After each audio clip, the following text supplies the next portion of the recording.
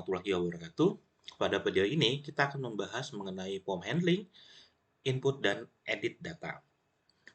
Ini adalah merupakan materi lanjutan dari yang sebelumnya kita telah eh, membuat program untuk menampilkan data baik untuk sebuah tabel yang berrelasi baik itu one to one to many dan many to many. Oke.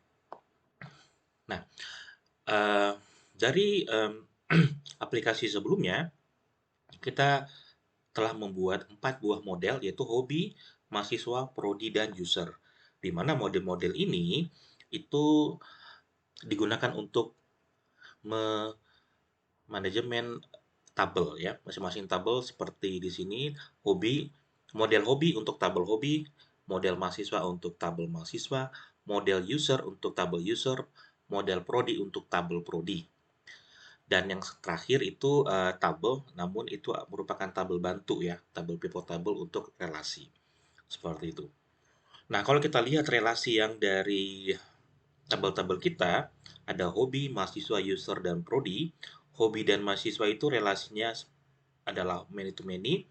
Jadi, implementasinya di tabel di database kita memerlukan pivot table seperti ini. Sedangkan mahasiswa dengan user, yaitu one to one, mahasiswa dengan prodi one to many. Oke, jadi kita sudah ada modelnya, kita sudah ada tabelnya, ada datanya kemarin, dan kita sudah bisa nampilkan. Eh, Sekarang adalah setelah kita bisa nampilkan, bagaimana kita input datanya, data baru. Bagaimana kalau membuat aplikasi untuk input data baru atau mengedit data yang sudah lama. Nah, oleh karena itu yang penting kita ketahui mengenai POM HTML dan metode dalam mengirim data. Nah, jadi, POM itu untuk apa? POM itu digunakan untuk, sebagai interface bagi user untuk input data.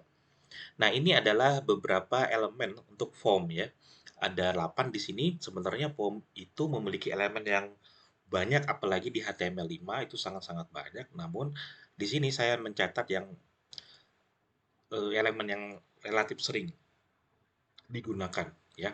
Ada input, ada tipenya input tipe teks, ini biasanya untuk input yang satu baris saja. Ini untuk password, yaitu untuk input yang ter-encode ya. Ada misalnya kalau di form login itu input password, passwordnya nggak kelihatan. Nah, ini menggunakan input tipe password. Kemudian checkbox, radio button, eh, hidden, kemudian drop down. Nah, checkbox sama radio ini kan ada pilihannya gitu ya, tapi pilihannya biasanya digunakan ketika pilihan itu terbatas. Misalnya 4, 5, 6. Tapi kalau pilihannya banyak biasanya menggunakan drop down. Kemudian bedanya lagi di sini ada input text, di sini ada text area. Kalau input text ini inputan berupa teks yang satu baris saja, tapi kalau misalnya teksnya banyak, maka contohnya berita, maka kita menggunakan text area. Ini adalah atribut masing-masing yang ada ya. Ya, dan yang terakhir adalah file. Bagaimana input file? Nah, tipenya file. Nah, di sini yang paling penting yang perlu diketahui adalah nama dari setiap elemen itu harus unik ya ketika dalam form itu. Dan sebenarnya masih ada atribut-atribut yang lain sebenarnya seperti misalnya ada value defaultnya, kemudian atribut yang lain kita bisa menggunakan misalnya ID, paling tidak kelas atau misalnya hmm, yang lain ya untuk kepentingan misalnya memperbaiki tampilan dan seterusnya gitu ya. Nah, Nah, ketika ada form, terus adalah setelah kita form digunakan untuk sebagai user interface bagi si user untuk input data. Setelah datanya diinput, maka data tersebut akan siap untuk dikirim. Nah, di PHP ataupun di server itu atau di web browser itu ada dua buah metode yang sering dipakai yaitu get dan post. Nah, itu seperti itu, get dan post. Di mana kalau kita get ini nanti datanya kita bisa lihat di URL karena dikirim melalui URL gitu ya. Nanti itu kelihatan datanya tapi memiliki batasan yaitu datanya yang dikirim tidak bisa besar. Sedangkan untuk post itu untuk implementasi untuk data yang lebih besar ya. Datanya besar dan lebih kompleks itu menggunakan post gitu ya. Nah, namun di dalam Laravel, Laravel itu dia menerapkan metode tambahan yaitu put dan delete. Jadi ada get, post, put, dan delete. Kenapa banyak sekali gitu? Karena eh, metode mengirim itu dikaitkan dengan fungsinya untuk apa. Jadi kalau misalkan kita ngirim data, misalnya saya mengirim data berupa ID ke server gitu, ke aplikasi, saya pengen data itu nanti ditampilkan. Maka itu menggunakan perintah get. Jadi get ini kita pakai ketika kita ngirimin data untuk permintaannya, requestnya untuk menampilkan data. Kalau kita ngirimkan data, tujuannya ingin kita simpan data itu, kita menggunakan post. Kalau kita mengirim data dengan tujuan untuk kita update data yang lama, itu menggunakan put. Kalau kita mau ngirim data, kemudian tujuannya adalah kita ingin menghapus data yang kita kirim itu, maka kita menggunakan metode delete. Nah, seperti itu. Jadi ada tujuannya masing-masing. Hal ini kalau di kehidupan sehari-hari ya hal yang simple sebenarnya. Misalkan kalau kita mau ngirim data atau mengirim dokumen di internal kota saja mungkin tidak terlalu besar ya kita bisa menggunakan Gojek, misalnya GoSend atau GrabSend atau yang sejenisnya. Tapi kalau misalnya eh, yang kita kirim tuh barangnya besar, misalnya kita bisa menggunakan eh, kendaraan lain, misalnya mobil box dan seterusnya. Kalau di luar kota kita bisa menggunakan Tiki dan seterusnya gitu ya. Jadi banyak pilihan dengan tujuan yang masing-masing seperti itu. Kemudian hal yang perlu diperhatikan lagi di dalam Laravel itu mereka memiliki sebuah eh, mekanisme tambahan terkait dengan CRSF attack gitu ya, serangan CRSF. Nah, ketika kita menggunakan form itu wajib menyertakan yaitu token CSRF yang digunakan untuk mencegah serangan CSRF. Ini sangat simpel sih sebenarnya. Jadi di setiap form itu harus ada namanya directive at CSRF. Cukup seperti itu.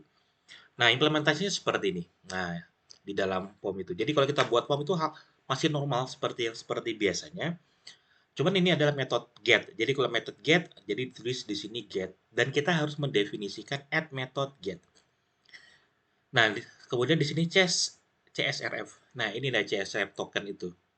Nah, di sini ada tambahan direktif namanya method get. Kita kasih tahu bahwa form ini nanti dikirim dengan menggunakan get. Get gitu ya. Kemudian untuk post, jadi metodenya post, cuman ada tambahan lagi add method post. Kemudian untuk security CSRF-nya ada di sini.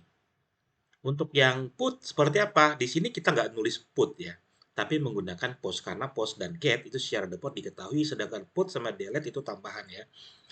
Jadi di sini tetap post, tapi di sini dikasih tahu put gitu ya. Kemudian CSRF. Kemudian untuk yang delete juga sama, add method delete. Jadi si Laravelnya tahu bahwa meskipun dikirim menggunakan post, cuman action yang akan dilakukan atau prosesnya put gitu ya dan delete di sini. Nah, sebagai tambahan, untuk form yang dikirim menggunakan get atau post sebenarnya directive add method ini bersifat opsional. Karena kenapa? Karena get dan post memang sudah dikenali oleh PHP gitu ya.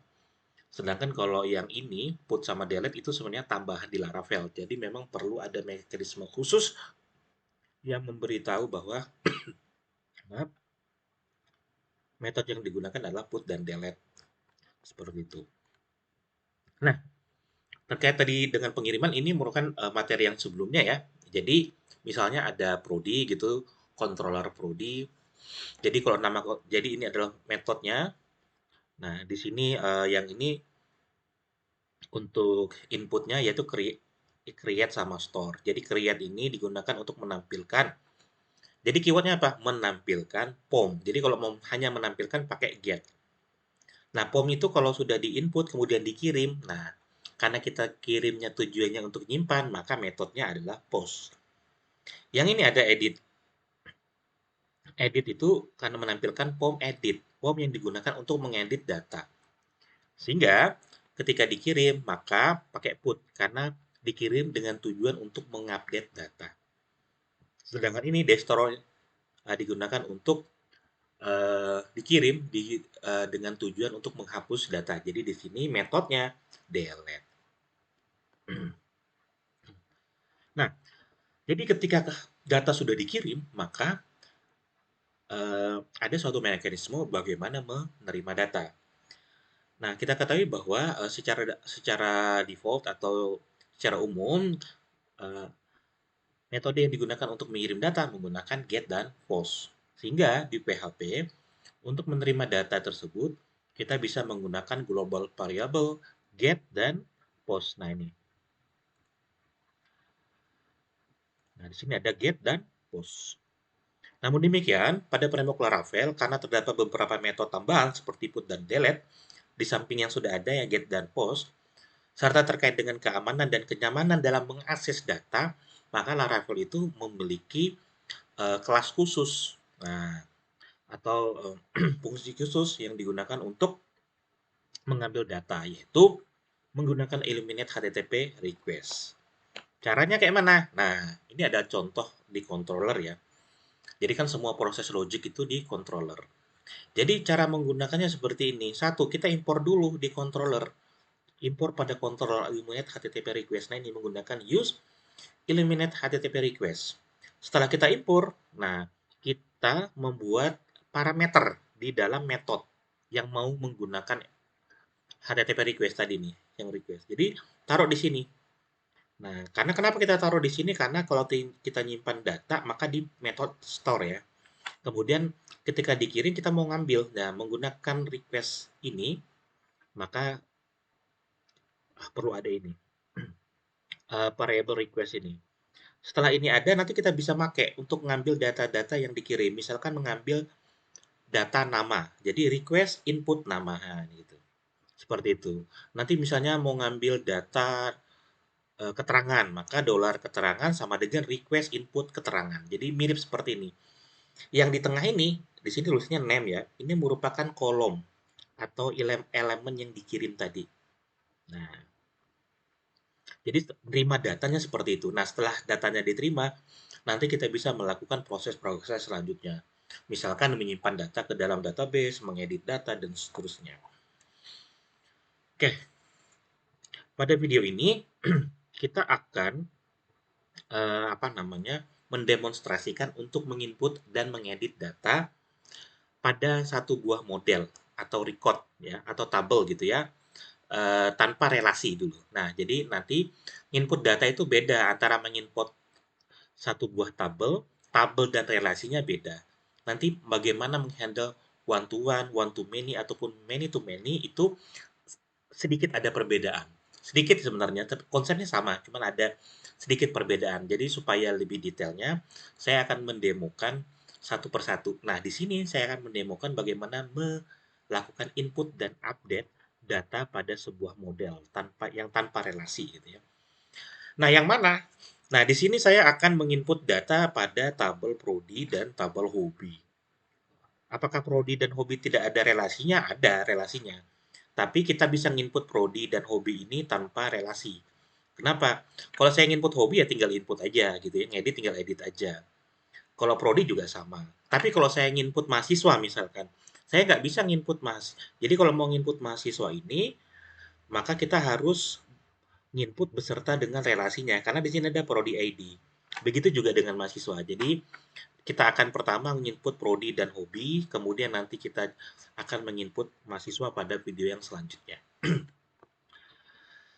Mahasiswa ini akan sedikit kompleks inputnya ya, karena di sini di mahasiswa ini dia punya relasi many to many, dia punya relasi one to one, dan dia punya relasi one to many.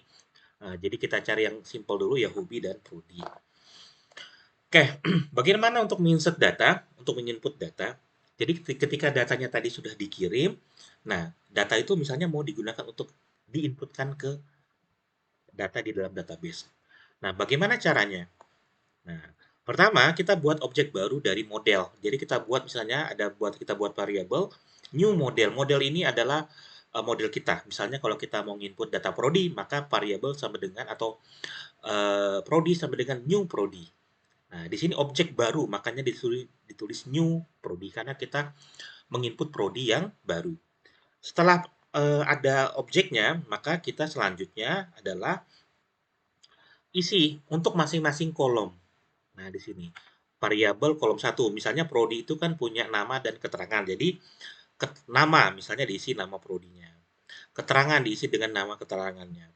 Jadi di sini kita bisa lakukan ketik manual atau menggunakan atau kita ngisi datanya berdasarkan data yang dikirim melalui form tadi. Jadi misalnya variabel kolom 3 ini kita ganti nama. Nama sama dengan request input request input nama. Jadi kita ngambil nama yang telah dikirim tadi dan seterusnya. Terus setelah kita isi setiap kolomnya, langkah selanjutnya adalah melakukan eksekusi atau menyimpan datanya. Jadi buat variabelnya, isi masing-masing kolomnya, kemudian disimpan. Sederhana sebenarnya. Nah ini contohnya, untuk tabel prodi maka new prodi. Nah ini misalnya kita ilustrasikan adalah data yang dikirim melalui form. Jadi untuk nama, request input nama. Nama ini sesuai dengan formnya. Prodi keterangan, ini keterangan formnya. Kemudian setelah diinput semua, save untuk menyimpan data ke tabel di database. Untuk hobi, karena hobi itu cuma memiliki dua kolom, yaitu ID dan nama, dan ID tidak perlu diinput ya, karena ID itu auto increment, jadi otomatis kita nggak perlu input. Jadi yang perlu diinput hanya nama, maka hobi, new hobi. Nama sama dengan request input nama. Dan save gitu ya. Oh ini kurang tanda panah ya. Ini ada perubahan yang benar itu bentuknya ada tanda panah seperti ini. Ada tanda minus. Nah, oke, untuk update data seperti apa? Sebenarnya konsepnya sama. Konsepnya sama, cuman yang membedakan itu adalah di sini. Mengupdate sama menginput data itu berbedanya gini. Kalau kita nginput data, maka datanya itu data yang baru, makanya ini new model. Tapi kalau kita mengedit data, maka kita harus tahu data yang sebelumnya yang mana gitu. Maka kita ambil dulu data yang sebelumnya, maka menggunakan ini model find ID, misalnya prodi dengan ID 1 misalkan. Setelah itu prosesnya sama, nggak berubah, yaitu kita isi datanya yang baru, misalnya beberapa yang perlu disimpan, beberapa yang perlu diupdate, dan terakhirnya cara simpan atau eksekusinya sama. Jadi yang berbeda itu di langkah yang pertama saja. Nah, contoh ini prodi. Jadi yang ini ID-nya kita bisa isi dengan angka apa saja, primary key-nya itu 1, 2, 3, 4 gitu ya. Dan seterusnya sesuai dengan tabel yang ada, record yang ada di tabel gitu ya. Kemudian kita nginput namanya seperti ini, kemudian keterangannya seperti ini. Sama sebenarnya kalau kalian perhatikan di bagian input yang di sini, nah sama. Yang beda cuma di baris pertama saja. Nah, untuk data hobi juga sama seperti ini. Jadi kita tentukan dulu hobinya berdasarkan ID-nya dia, kemudian kita rubah. Misalnya dengan data yang baru, kemudian kita simpan. Oke, selanjutnya teorinya sudah. Selanjutnya kita akan live untuk mendemokan materi kita pada video ini, yaitu mengedit, insert, dan edit. Nah, untuk keperluan menginput dan mengedit data, kebetulan ini datanya adalah data prodi dan hobi, maka beberapa yang perlu kita buat untuk input, insert, dan edit data di prodi adalah kita perlu membuat view-nya dulu. View, nah seperti ini. Nah, form, kita buat form dulu. Jadi ini adalah form prodi gitu ya. Untuk kemudian create.blade.php ini adalah tampilan untuk menampilkan form ini. Jadi ini formnya ini kita tuh buat terpisah ya. Formnya kita buat terpisah. Formnya ini nanti bisa dipakai untuk men-input data atau mengedit data. Di sini ada create, kemudian ada edit. Kemudian di controller kita tambahin metode ya. Karena kita mau insert dan edit, maka kita perlu create, store, edit, dan update. Ini metodenya. Kemudian nanti kita di routingnya kita tambahin sesuai dengan metodenya. Jadi kita ada 4 metode, maka di routingnya kita ada 4 routing. Ini roots ya. Jadi kita buat itu. Kemudian di bagian hobi juga sama. Di bagian folder hobi kita tambahin underscore form.blade.php, create.blade.php, edit.blade.php. Nah, di bagian hobi control juga sama, karena kita mau insert dan update, maka insertnya create sama store, update-nya edit dan update. Metode itu ya. Kemudian di bagian routing disamakan, jadi di sini ada 4 metode, maka di sini ada 4 metode. Oke, mari kita langsung coding ya. Oke, untuk yang prodi dulu. Nah, untuk yang prodi kita siapin ya di bagian view-nya, kita buat aja 3 file ini. di bagian view ya. Jadi lebih baik kita siapin aja dulu filenya. Ini di bagian apa ini? Prodi ya. Jadi kita buat cari prodi. Nah, ini enaknya kalau kita memiliki apa namanya? eh, folder. Jadi kalau kita mau input enak. Misalnya di sini apa tadi? Create ya. Form dulu. .blade dot sorry .blade .php. Nah, kita buat apa lagi? Filenya create sama edit. Oke, jadi kita buat lagi file baru, new file. Kita buat edit, create ya, .blade.php. Oh, ini kok hilang?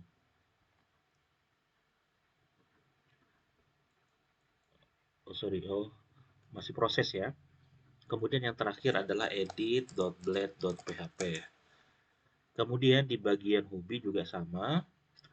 Kita buat yang namanya form.blade.php. Kemudian kita buat juga yang namanya edit, create dulu. Kemudian yang terakhir adalah edit ya, edit.blade.php. Paling tidak kita siapin dulu file-filenya. Oke, selanjutnya, nah jadi di bagian prodi sama hobi kita sudah buat view-nya. Sekarang di bagian prodi kita masuk ke controller ya. Controller di bagian prodi. Oh sorry, di sini berarti app http controller di prodi. Nah ini. Kebetulan ini belum dibuat metode untuk menampilkan data. Nah, jadi kosong ya. Kita buat public function create. Nah, itu. Nah, kita buat yang insert dulu. Atau kita buat semua aja dulu ya. Public function store. Nah, store ini digunakan untuk menyimpan data. Nah, ingat tadi di sini untuk menyimpan data yang dikirim, maka kita perlu adanya, nah ini, use HTTP, nah menerima data request. Ada nggak? Ada. Use Indomit HTTP request. Untuk supaya bisa dipakai menerima data, maka kita buat request. Nah, di sini kita buat request. Jadi nanti ketika datanya dikirim, kemudian data itu bisa disimpan gitu ya. Nah, paling tidak buat seperti ini. Kemudian untuk, nah sudah ya. Kemudian selanjutnya sudah, kita kembali apa yang perlu kita buat lagi net controllernya. Nah, ini edit sama update. Public function edit. Edit itu pasti ada ID-nya gitu ya. Terakhir adalah update. Ada proses untuk menyimpan data hasil perubahan. Nah, data jadi waktu diedit ini form edit. Kemudian waktu dikirim ke update ini. Kemudian ngupdate ini digunakan untuk mengupdate data. Nah, untuk mengupdate data yang dikirim, maka kita di sini ada perlu seperti ini. Oke. Terakhir, view-nya sudah, di bagian controller sudah, sekarang di bagian routing. Nah, gitu ya. Ini belum ada kodenya, kita siapin aja semuanya masih ya. Kemudian di bagian routingnya itu berarti di bagian routes gitu ya. Nah, ini di bagian web. Nah, ini belum ada kayaknya untuk prodi, jadi kita impor dulu di sini prodi ya.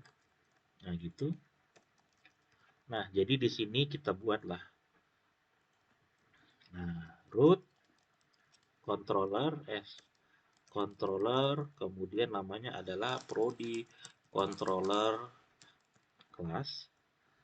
Kita buat grup untuk menangani atau menghandle data prodi. Nah, apa yang kita perlu buat? Routingnya create, store, edit, dan update. Nah, kita buat di sini. Root, kemudian untuk ininya adalah kalau untuk create berarti garis prodi create. Nah, gitu. Metodenya apa? Metodenya adalah create. Oh, create gitu ya. Namanya, nah, namanya sesuai dengan pola yang sudah kemarin kita pelajari, harusnya di sini tulisannya adalah prodi titik create. Nah, kemudian di sini post. Nah, kenapa? Post karena nanti untuk men-store data. Nah, ini yang ini store. Nah, yang ini ditulis store juga. Nah, kemudian selanjutnya untuk apa? Untuk edit. Nah, ngedit itu kan perlu ada ID. Nah, tadi kita lihat di sini ya. Jadi makanya kita ada namanya parameter ID. Garis miring. Nah, polanya kayak gini untuk ngedit ya. Di sini kita ganti edit. Nah, ini prodi.edit. Terakhir untuk menghandle edit maka ada namanya update. Update itu untuk menyimpan data dengan menyimpan data yang sudah ada. Put. Nah, gitu. Nah, ini adalah update. Nah, jadi kita sudah buat semuanya. Oke, kita sudah mempersiapkan untuk insert update untuk semua file untuk prodi ya, untuk keperluan insert dan edit. Jadi kita sudah buat view-nya, kita buat view-nya aja baru filenya gitu ya. Kita buat metodenya saja dan kita sudah buat routingnya. Nah, selanjutnya adalah kita buat logiknya gitu ya. Nah, di sini sudah jalan sebenarnya kalau kita mau apa namanya eh, contohnya prodi garis miring create. Jadi sudah ada, cuman masih kosong ya. Karena kosong karena apa? Karena kode kita masih belum ada. Nah, di sini. Nah, untuk create ini tadi, create ya, adalah untuk menampilkan POM. POM untuk tujuan apa?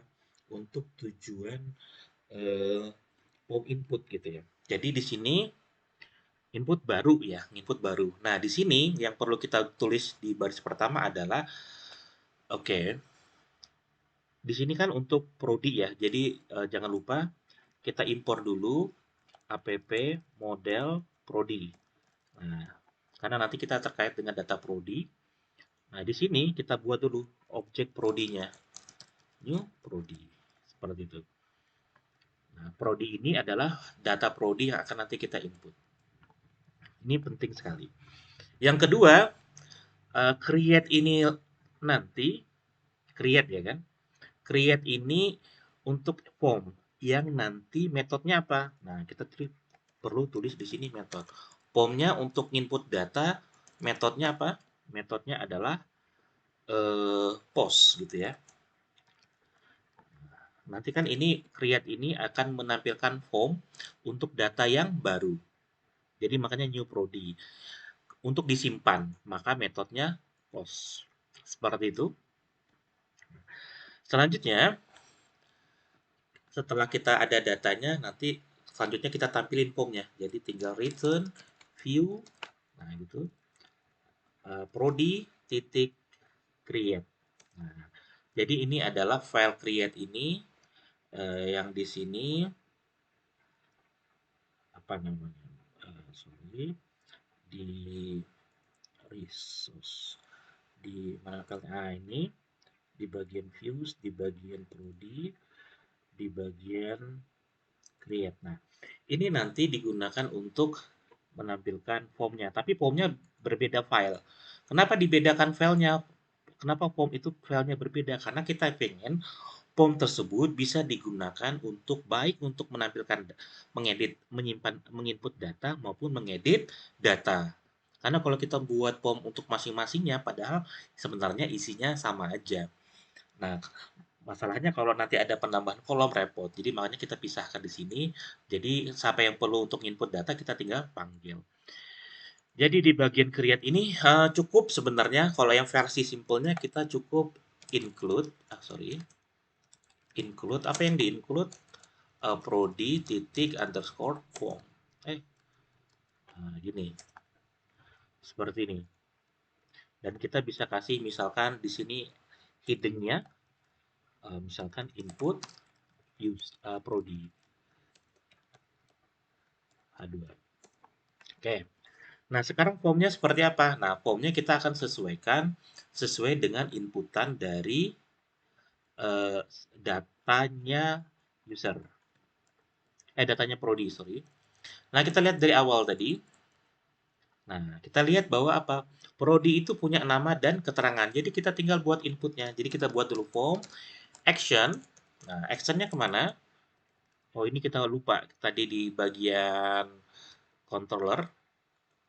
Nah, jadi create. Jadi ini untuk input apa? Input prodi yang baru. Metodenya ini metodenya post, kemudian action. Actionnya kemana nih? Kalau kita mau simpan, mau disimpan kemana? Datanya mau dikirim kemana? Nah, kita lihat lagi di bagian root tadi. Nah, kita kalau create tadi digunakan untuk input data yang akan disimpan, akan dikirim ke sini ya. Nah, namanya apa? Namanya apa? Prodi titik store. Nah, di sini kita buat actionnya adalah root prodi titik store. Oke, store. Nah, ini lupa ya tadi. Nah, selanjutnya kita data-data tersebut kita taruh di create.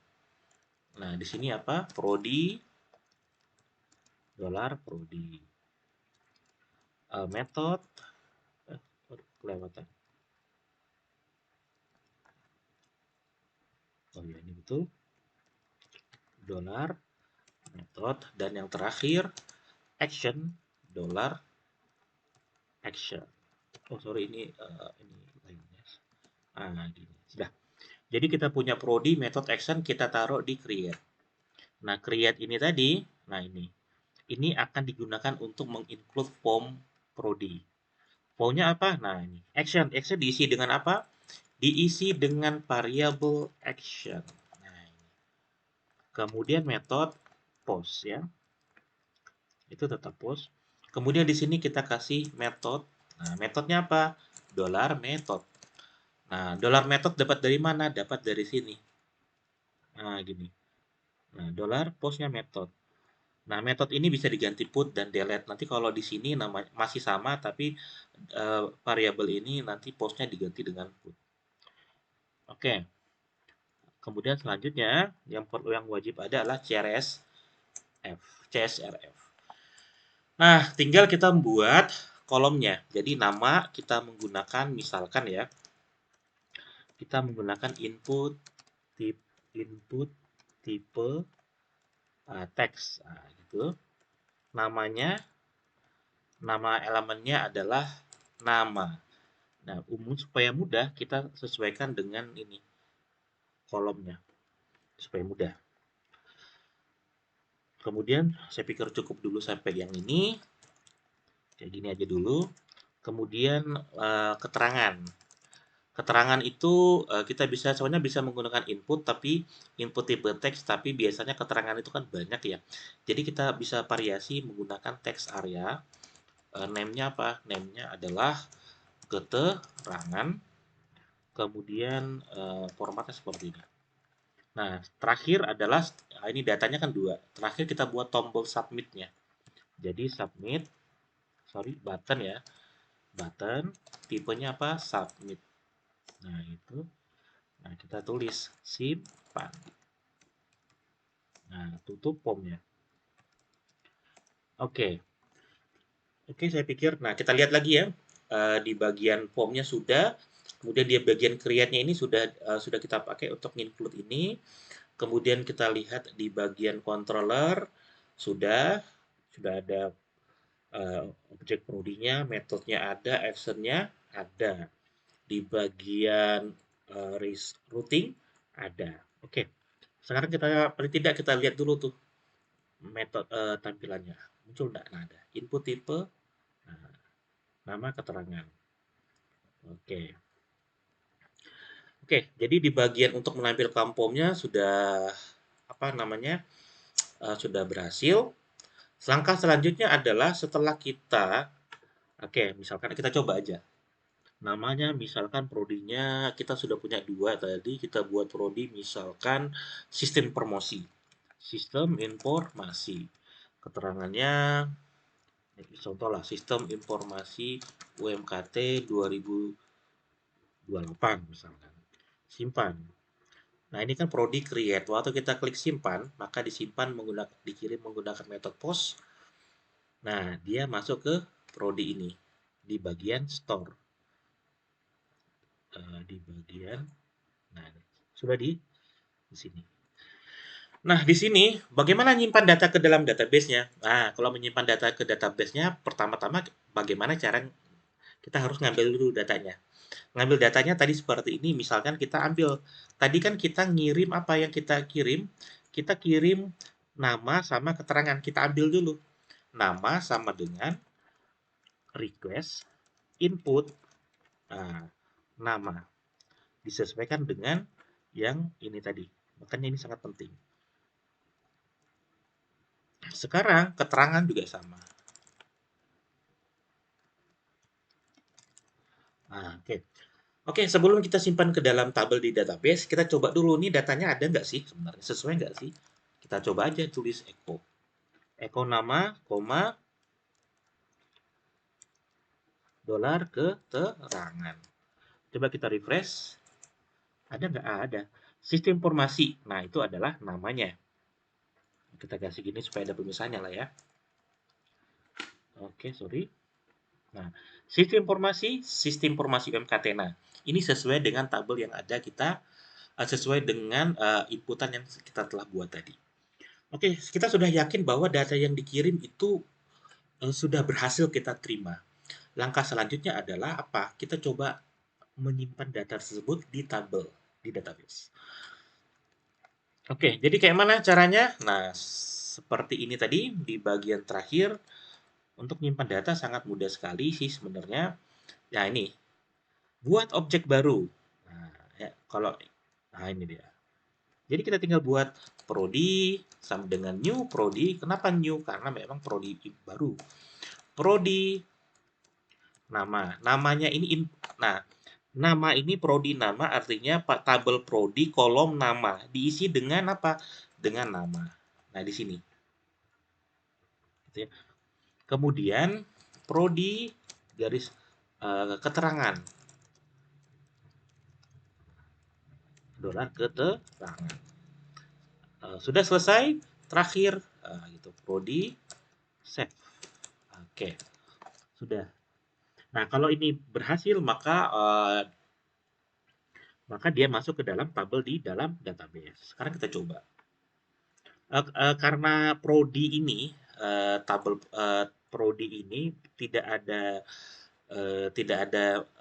ini di prodi controller ini tidak ada metode untuk menampilkan datanya. Jadi kita coba menampilkan secara manual aja di PHP admin ya. Karena lupa untuk membuat program untuk menampilkan data ya. Nanti kita akan buat juga.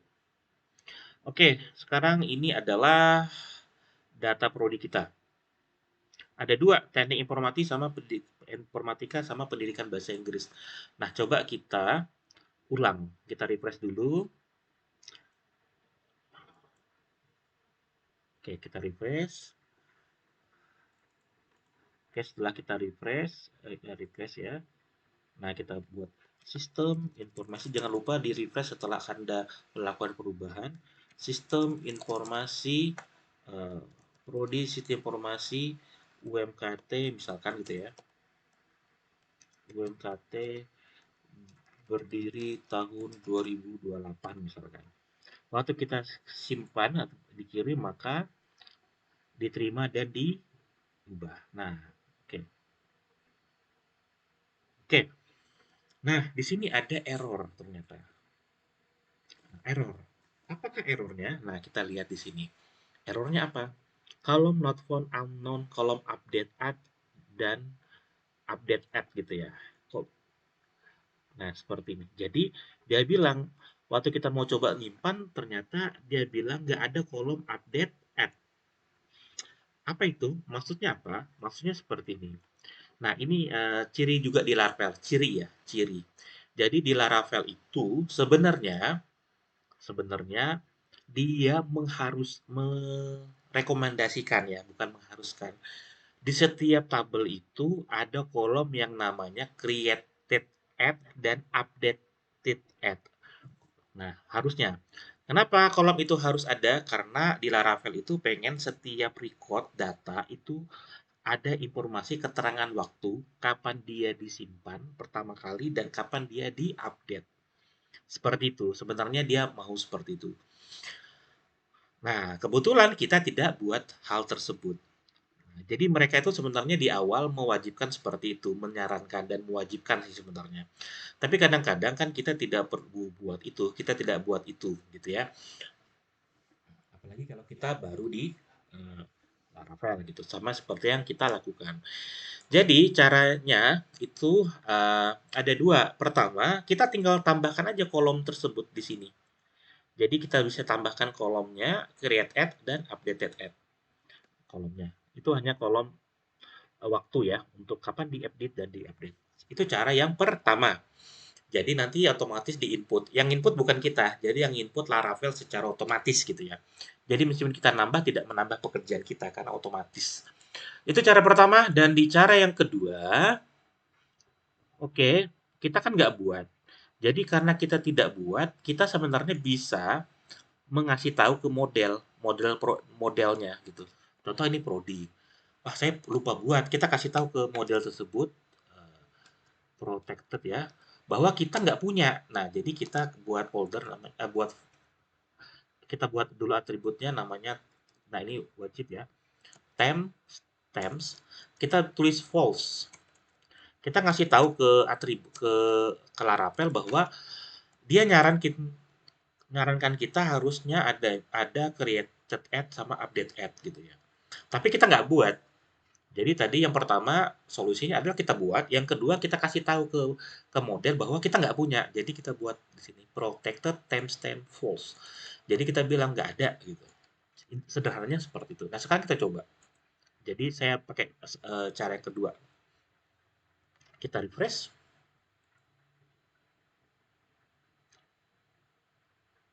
Oh ini oke, oh sorry, di sini timestampnya harus public ya.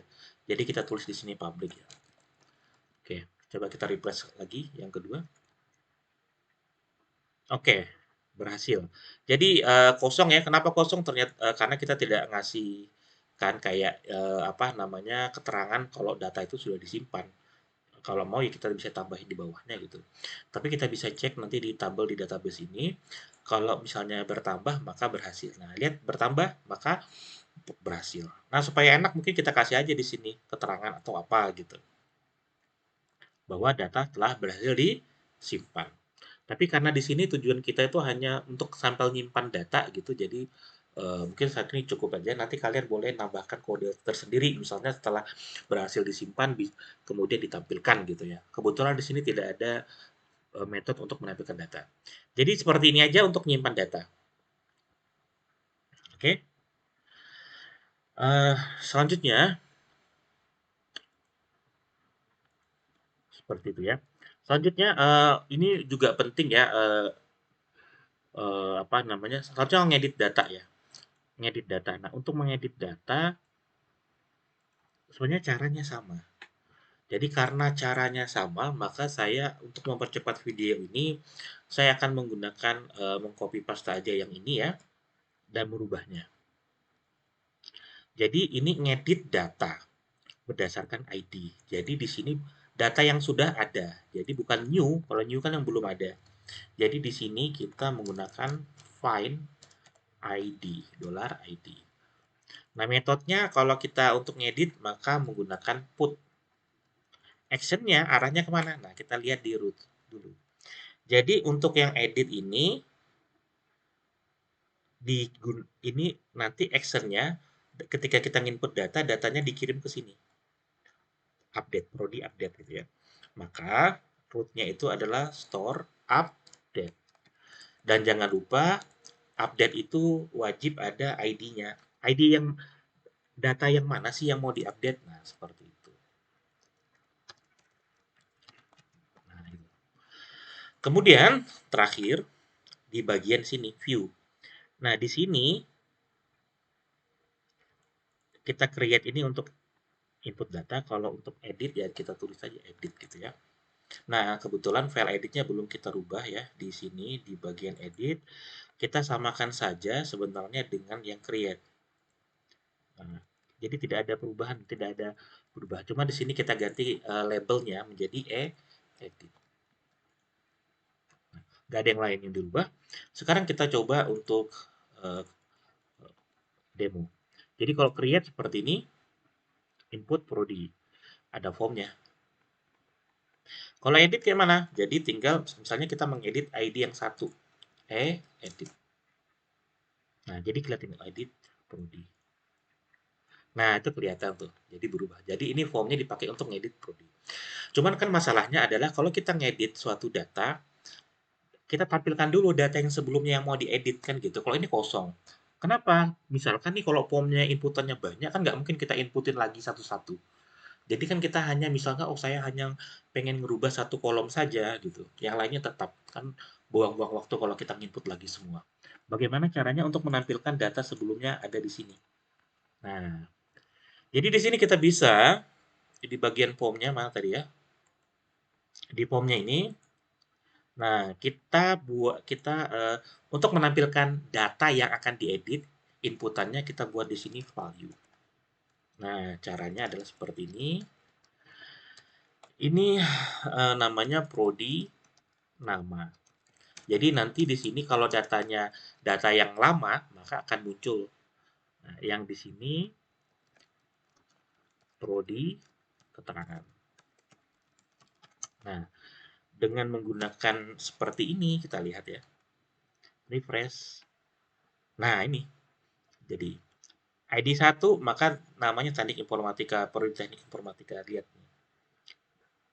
Jadi kalau kita mau input dan mengedit data, misalnya ini oh di sini harusnya namanya bukan teknik informatika, tapi teknik apa gitu atau di sini ditulis prodi teknik informatika atau informatika dengan kode 22501 misalkan. Apa namanya? Kita hanya ingin ngedit dikit aja. Jadi kan nggak kalau kita input ulang repot ya. Nah, jadi formnya kalau kita ngedit data muncul tuh data yang mau diedit. Tapi kalau kita mau menampilkan create input data, ya formnya karena data baru ya kosong gitu ya. Nah, coba kita edit lagi. Tadi saya mau ngedit yang ID-nya satu misalnya. Misalnya teknik informatika 22501. Saya hanya ngedit seperti itu, kemudian kita simpan. Kita lihat simpan. Nah, dia akan harusnya mengarah ke prodi 1.